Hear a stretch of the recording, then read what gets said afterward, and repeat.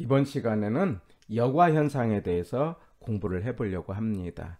여과라는 것은 어디에서 나오는 말이냐면 주거 서비스에서 나오는 말입니다.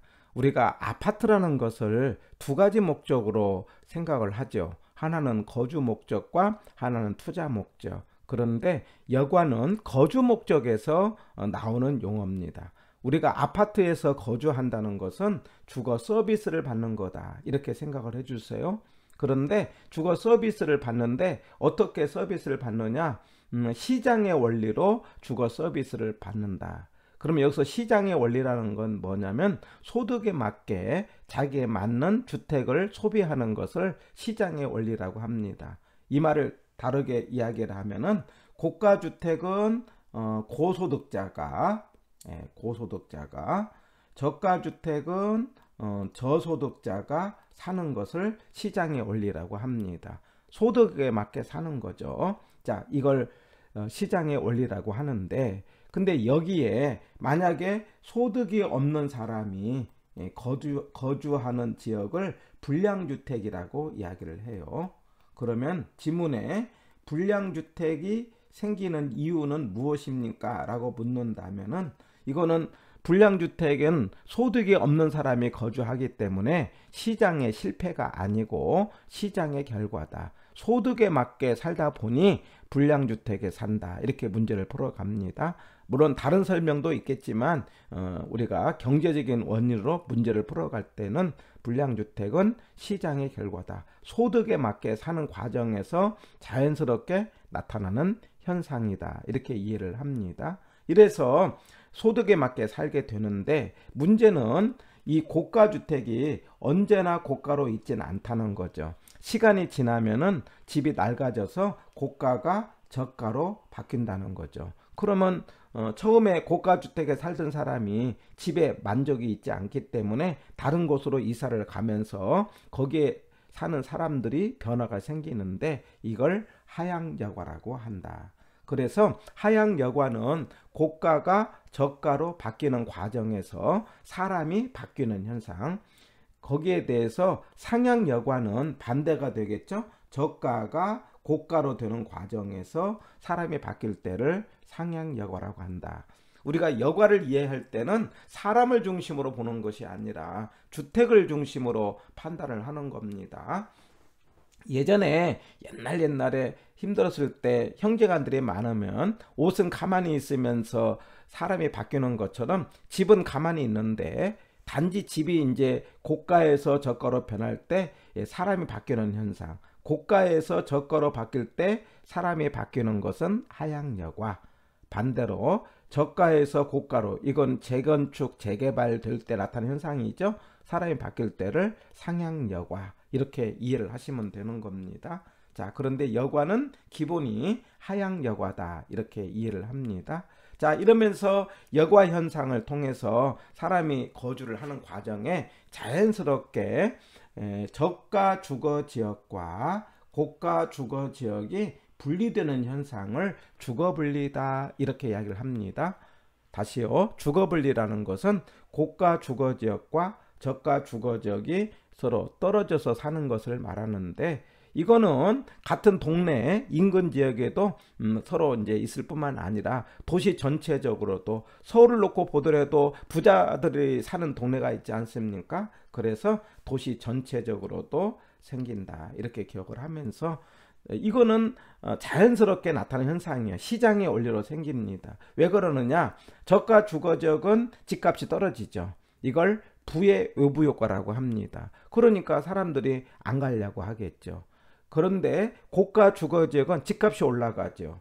이걸 정의 외부 효과라고 합니다. 그러면 사람들은 그쪽으로 가려고 하겠죠. 그러면서 자연스럽게 저가 주거지역과 고가 주거지역이 이렇게 분리되는 현상을 생기게 되는데, 자, 이때에 이 경계선을 중심으로 해갖고요, 이 전체는 저가고 이 전체는 고가인데, 고가 중에서 저가 쪽 가까운 곳은 할인 거래 된다, 이런 말로 문제를 풀고, 저가이면서 고가에 가까운 이 지역은 할증 거래된다.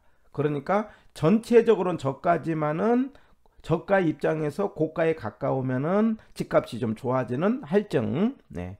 근데 전체는 고가지만은 저가에 가까운 경계선 옆에는 할인이다. 이 단어 기억하시고 이걸 바꿔서 시험에 나온 적이 있습니다. 자, 이렇게 해서 자연스럽게 이제 나눠 살고 있는데, 이렇게 사는 것은 소득에 맞게 살고 있는 겁니다. 자, 이 과정에 정부가 어떤 식의 변화가 있는 거니, 불량주택 같은 문제를 해결하는 것은 소득의 문제이기 때문에 정부가 보조금 같은 것을 줍니다. 예. 왜냐하면 소득이 부족해서 불량주택에 살고, 그러니 정부가 보조금을 주면은, 그러면 이제 저소득자들의 소득이 많아지면은 그 사람들은 저가의 주택을 살 수 있는 힘이 생기죠. 그러면 어떤 문제가 생기느냐? 저가의 주택의 수요가 증가되죠.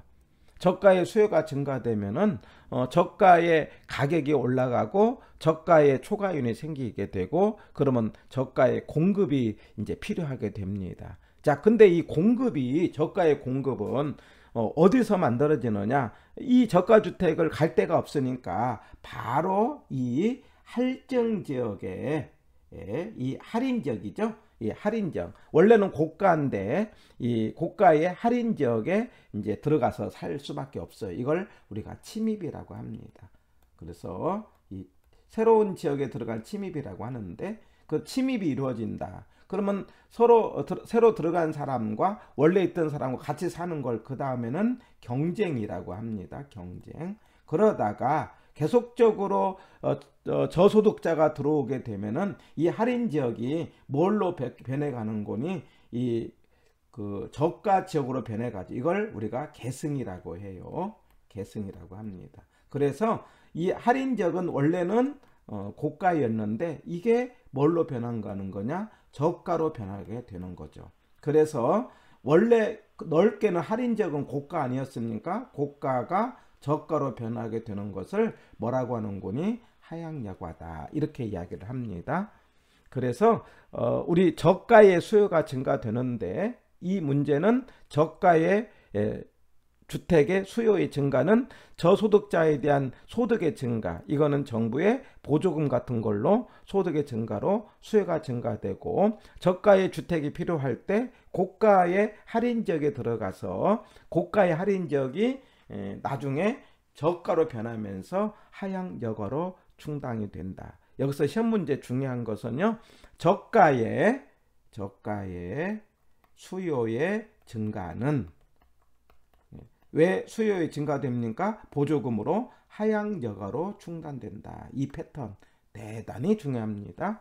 그래서 여과에서는 이 패턴 하나만 기억하면 돼요. 저가의 수요의 증가는 뭘로 채워진다? 하향여과다. 하향여과니까 결과적으로 저가 주택량이 많아져. 그래서 하향여과는 저가 주택량이 증가된다. 이런 개념으로 여과의 문제를 생각을 하시면 됩니다. 그러면 이제 고가 주택은 그만큼 부족하게 되니까 고가는 신규로 이렇게 채워지게 되는 거죠. 다시요. 주거 분리해서 고가와 저가로 나눠지게 되는데, 저가의 수요가 많아진다. 이제 소득의 증가로, 보조금의 증가로 인해서, 그러면 하향여과로 채워지게 되고, 하향여과로 채워지게 되면은 저가 주택량이 증가된다. 이 패턴으로 하나 기억하시면 여과에 관련된 문제는 풀 수가 있습니다. 고가가 저가로 되는 건 하향여과, 반대로 저가 고가로 가는 건 상향여과, 그 다음에 불량주택은 시장의 실패가 아니고 시장의 결과, 그 다음에 저가의 수요의 증가는 하향여과로 채워진다. 하향여과가 되면은 저가 주택량은 증가된다. 이 몇 가지의 사실만 기억하시면은 문제를 풀면서 쉽게 정리가 되겠습니다.